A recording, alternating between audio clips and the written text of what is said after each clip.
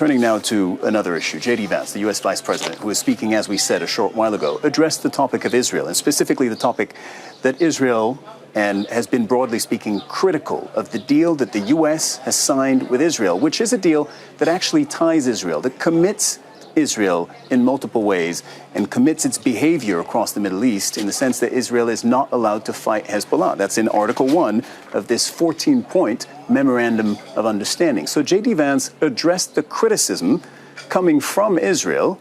This is what he said. My message to them would be twofold. Number one, Donald J. Trump is the only head of state in the entire world who is sympathetic to the nation of Israel at this moment in time. And he happens to be the head of state of the world superpower. If I was in the cabinet of the Israeli government, I might not be attacking the only powerful ally that I have anywhere left in the entire world. And the second message I would give to some of those cabinet members, Bibi, to his credit, has not gone down this path, but to some of these cabinet members in Israel who are attacking the President of the United States, the other thing that I would say is that over the last 3 months, 2/3 of the defensive weapons that have protected your homeland have been built by American hands and paid for by American tax dollars. The problem for Israel is not Donald J. Trump.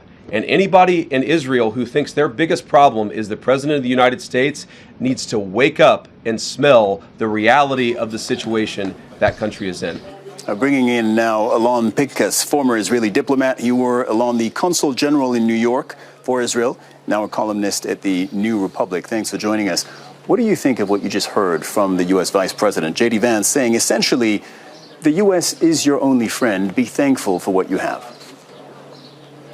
Well, he's right in stating the how the U.S. relationship. But I think he's wrong in assessing Mr. Netanyahu's part in this. Mr. Netanyahu is behind 90% of the attacks on President Trump. Yes, there are pundits. Yes, there are commentators out there who don't necessarily feed off Mr. Netanyahu when they criticize Trump. But the general notion in Israel, fueled by Mr. Netanyahu, is that Trump abandoned Israel, that Trump threw Israel on the bus, that Trump dumped Israel, choose your euphemism. And so J.D. Vance is telling the truth when it comes to pontificating, don't do this to your greatest ally, that Mr. Netanyahu is completely disillusioned with Trump's behavior. Donald Trump, when he spoke at the conclusion of the G7 summit in France last night, he said this. He made the point that, in his view, Israel is going to end up liking this deal, even if they don't now.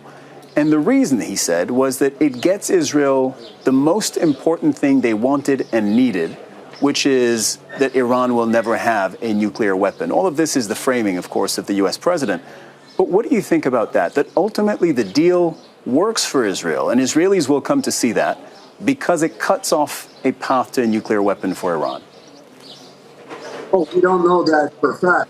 What we do know for a fact is that the original Iran nuclear deal in 2015 did the exact same thing that you just mentioned. And yet it was still Mr. Netanyahu who talked Mr. Trump in 2018, 3 years later, to unilaterally withdraw from that.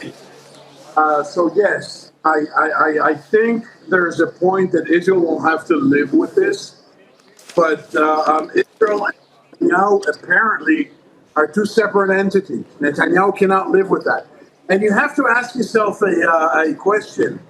Netanyahu went to Congress boldly and behind the president's back in 2015 to speak against the deal, against the JCPOA, the so-called original Iran nuclear deal. Why is he not going now? Why is he not threatening Trump? And the answer is because he has no maneuvering room, which makes what Trump said about Israel getting to accommodate this deal and learning to live with it, if there is a deal, it makes it valid and true.